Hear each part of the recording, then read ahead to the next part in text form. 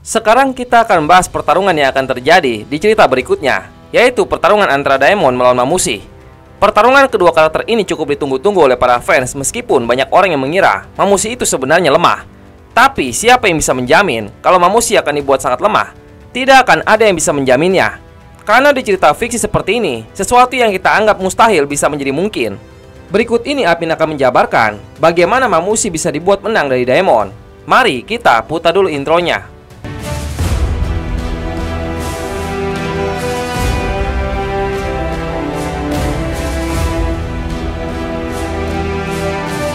Sebenarnya cukup mudah untuk menganalisa bagaimana Mamushi bisa dibuat menang dari Daemon. Tanpa kalian sadari, Kishimoto dan Mikio sudah memberikan informasi yang samar-samar tentang bagaimana kelemahan serta keunggulan dari para manusia pohon dewa yang sudah dimunculkan. Misalnya saja kita ambil contoh dari pertarungan antara Matsuri dan Konohamaru. Apa yang bisa kita pelajari dari pertarungan mereka berdua? Hal pertama yang bisa kita pelajari adalah Matsuri sangat mengutamakan perasaan cintanya kepada Konohamaru di awal pertemuan mereka. Jadi awalnya Matsuri itu sangat mudah untuk didekati. Yang terpenting Konohamaru hanya perlu mengikuti apa kemauan dari Matsuri.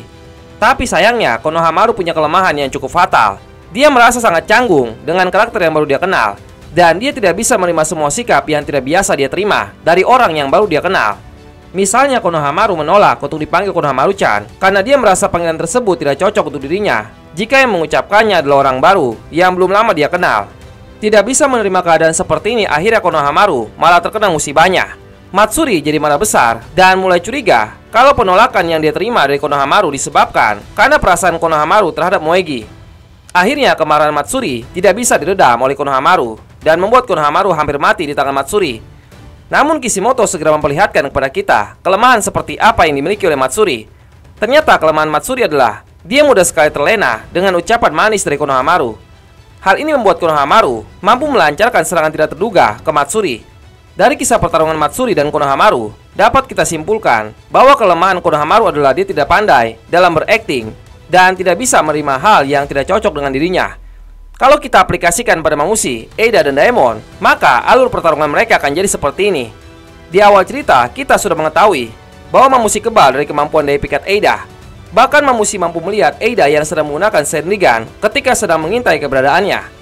Ini sudah langsung menjadi kelemahan Eida. Dan kita tahu sendiri, Eida tidak begitu hebat dalam pertarungan fisik maupun jutsu. Jadi Eida tidak akan bisa berbuat apa-apa jika Mamushi berhasil mendekatinya. Tameng pelindung Eida paling kuat hanya Daemon saja. Jadi pertarungan antara Daemon dengan Mamushi pasti tidak akan bisa dihindari. Uniknya di sini adalah Mamushi bertarung dengan orang yang tidak dia targetkan. Meski begitu, Eida dan Daemon memang satu paket. Jadi jika ingin mendapatkan Eida, maka harus melangkahi dulu mayat Daemon. Untungnya latar belakang Mamushi berasal dari Bak. Kita bisa melihat bagaimana latar belakang Bak sama ini. Bak diketahui cukup mengenal jauh Eida dan Daemon. Bahkan Bak pernah diketahui memberikan tips kepada Code tentang bagaimana cara mengatasi kemampuan refleksi Daemon. Karena latar belakang Bak inilah, makanya Apin pernah berspekulasi kalau Bak akan berhasil mengalahkan Daemon berkat informasi yang pernah diketahui Bak sama hidupnya. Tapi pertanyaannya adalah apakah para Shinju memang punya ingatan orang-orang yang mereka kloningkan? Sejauh ini kita tidak diperlihatkan hal tersebut oleh Kishimoto dan Mikio.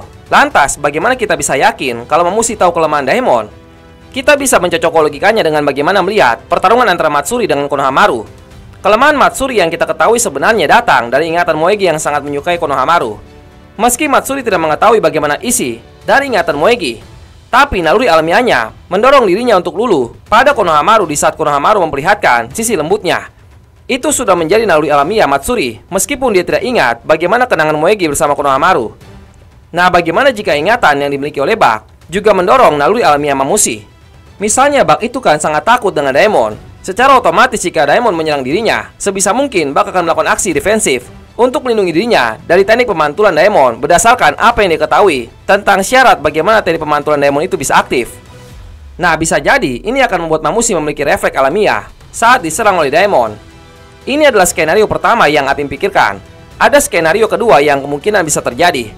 Skenario yang kedua adalah Jura memberitahu Mamushi tentang kelemahan dari Daemon. Skenario kedua ini Apin pertimbangkan dari apa yang terjadi pada Hidari. Hidari yang merupakan cloningan dari Sasuke tidak mengingat sama sekali apa itu Sharingan. Padahal Sasuke adalah keturunan dari klan Uchiha dan sekaligus pengguna dari kekuatan mata Sharingan.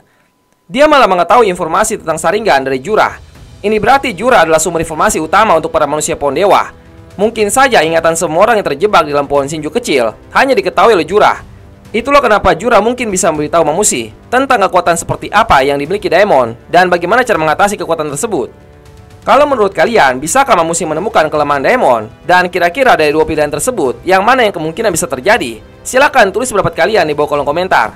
Lalu jika ditanya, apakah Mamushi akan berhasil makan Eida atau menculiknya? Kemungkinan besar tidak bisa.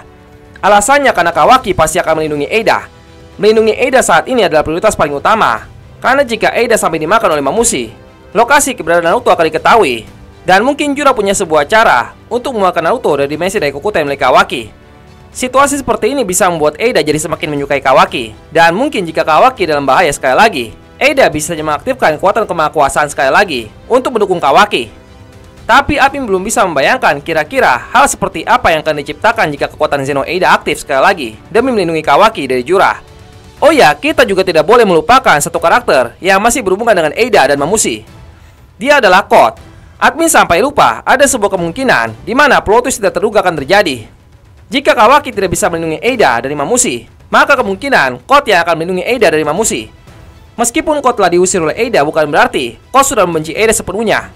Code baru akan memutuskan apakah dia akan terus mencintai Eida atau dia akan membunuh Eida setelah dia berhasil menjadi seorang Otsutsuki.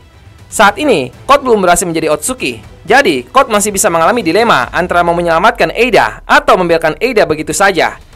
Tapi menurut admin, selama daya pikat Eida masih mempengaruhi Code, maka kemungkinan besar Code akan bergerak saat Eida dalam bahaya. Jika Code sudah ikut campur, berarti kemungkinan besar Jura tidak akan mencari keberadaan Naruto dalam waktu dekat melalui Eida. Bisa jadi Jura malah akan fokus untuk mencari cara bagaimana agar dia bisa memakan Himawari terlebih dahulu sebelum mencari keberadaan Naruto.